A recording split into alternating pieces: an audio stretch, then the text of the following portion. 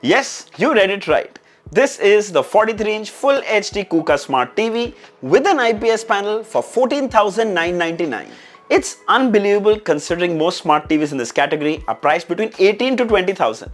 It's running a custom OS, but still, you get all your favorite apps like YouTube, Prime Videos, Sony Live, ZEE5 and so many more. Then there's also casting and mirroring support for both Android and iOS devices. It comes with 30-watt sound output with Dolby Audio support. I mean, it's packed with features. So without further ado, let's quickly unbox it and dive straight in. Let's begin. So here is the retail packaging of the KUKA 43-inch TV. At the bottom you can see some features and supported apps. There's casting, there's YouTube support, Dolby Audio, browser and Prime Videos. Then on the side is the model number, the contents of the box and the MRP of 48,990. Don't worry, you can get this for a lot lesser.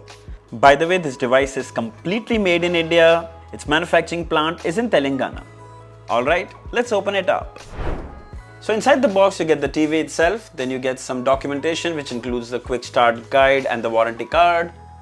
Two plastic stands with the matte silver finish which looks really nice, kind of has a spider-like design. 4 screws to fix the stands. And finally the remote itself. Really nice compact looking remote. This is an infrared remote. Right on the top you can spot the power button, input button, mute button, D-pad to navigate, home button, back button, options button, volume up and down, shortcut keys for YouTube, for browser and for Prime Videos. So we have fixed the stands and table mounted the TV, and the first thing that gets my attention is the design. The frame is super slim, almost bezel-less. The lower frame and the stands come this silver grey finish, giving the TV a really premium look. I truly like the stand design, like a spider, very unique. The distance between the two stands is 34 inches, will be helpful if you're planning to table mount the device. The back is made of plastic, really well built. Towards the left is the power input port, while all the rest of the ports are on the side, which also makes it easy to access even if the TV is wall mounted.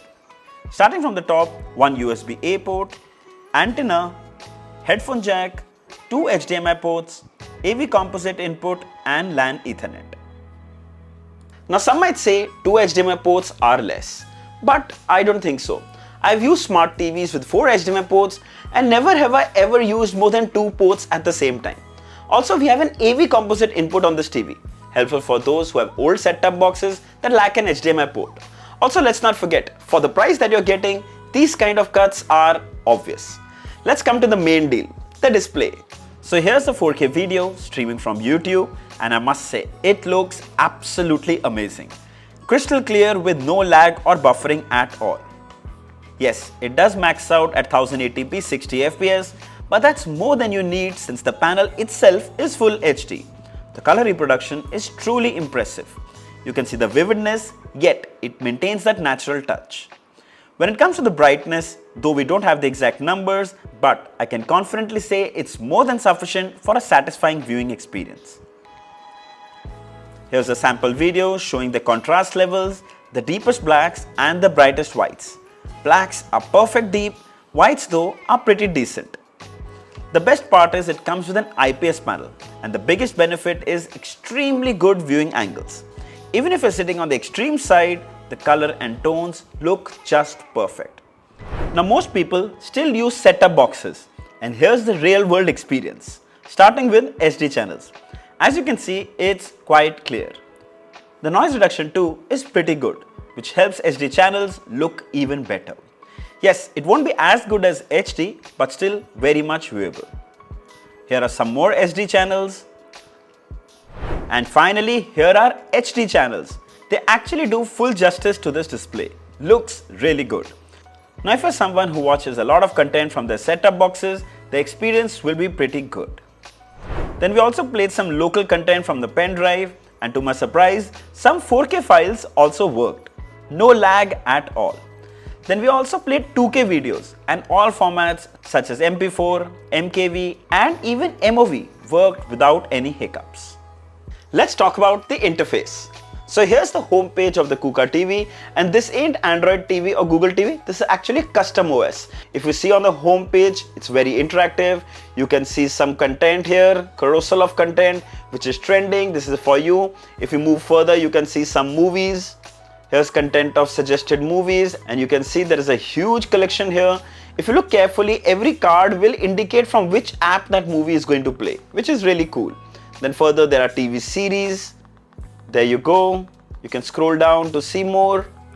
Then there's also a kids section, and here you can see movies and cartoons and animations for kids. Then App Store to download apps, though there are limited apps here: Prime Videos, YouTube, Sony Live, C5, Hungama, Eros Now. Then there's news, you have Aaj Tak, CNA, and you have some more here. Sports and lifestyle, games. Right down here you will see recommended apps, you'll see YouTube, Prime Videos, Sony Live, Z5, Eros Now, Aaj Tak, and so many more. If you come below here, you can see the casting app. Let's check that out. Now you can actually use this app to cast from Android or from iPhone, both work.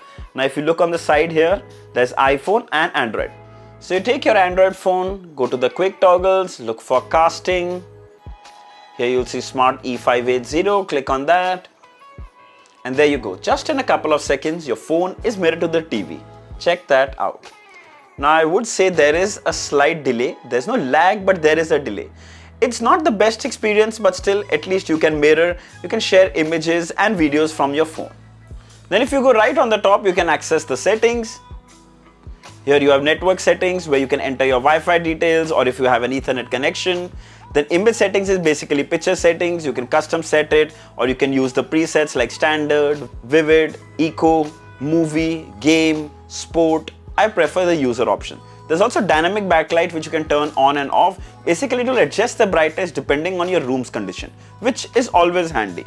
Then you have sound settings, sound output device, sound mode. You can also set the equalizer, balance the speaker, surround sound turn on and off. You can choose it as per your preference. In general settings, you can set the time. You can set a 4-digit lock. Yes, so anytime you want to set a lock on your TV, you can do that from here. So kids or anyone you don't want cannot access your TV anymore. Very, very handy. Then you can set the menu language, audio language, subtitle language, link. In advanced options, you can set fast reboot, wake on network, power on behavior, location. All those things can be set up from here, and of course there is also software update.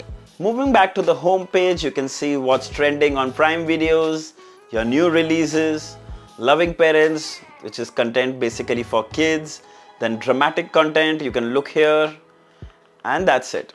So overall, a very simple and easy to use interface. There's nothing fancy. It has all the basics sorted really well. Coming to the audio. So the Kuka TV comes with 30 watt sound output with Dolby Audio support. Time for a quick demo. I don't ever wanna be alone. I don't really ever feel at home. On my own, in the zone. That's the only way I know. Feeling low, about to blow back up. I won't ever let the doubt creep in. Why would I betray you? We all have our secrets. We just didn't get to yours yet.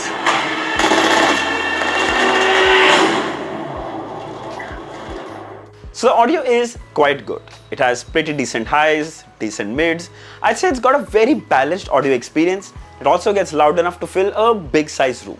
Trust me, it won't disappoint. Let's talk about some of the pros and cons, and starting with the cons, there's no Bluetooth support here, so you can't connect any of your wireless earphones or headphones. Then there's no Google Voice Assistant, which means you have to type everything manually. Now even though I have that feature in other TVs, I still manually type, so I don't look at that as a con. Then there's no Android or Google TV OS here. It's a custom OS which actually works pretty well and gets the job done. Though I must add, you might miss out on some apps like Netflix or Apple TV. But then the simplest solution is to get a smart stick, and that too only if you need the above features that I mentioned. Though I'm sure for most people, the provided apps and the user interface will be more than sufficient. For $14,999, the biggest pro for me is that it comes with an IPS panel at this price and provides an excellent viewing experience. For $14,999, the Kuka TV is the best 43-inch smart TV you can get. But remember, this price is a special offer for a short while, so grab it right away. I'll also link some smart sticks below in the description. If you'd like to buy one, you should definitely check it out. So I hope this video was helpful. If there are any questions, mention them down in the comments below and I'll be happy to answer them all. Don't forget to like, share and subscribe. Until next time, cheers.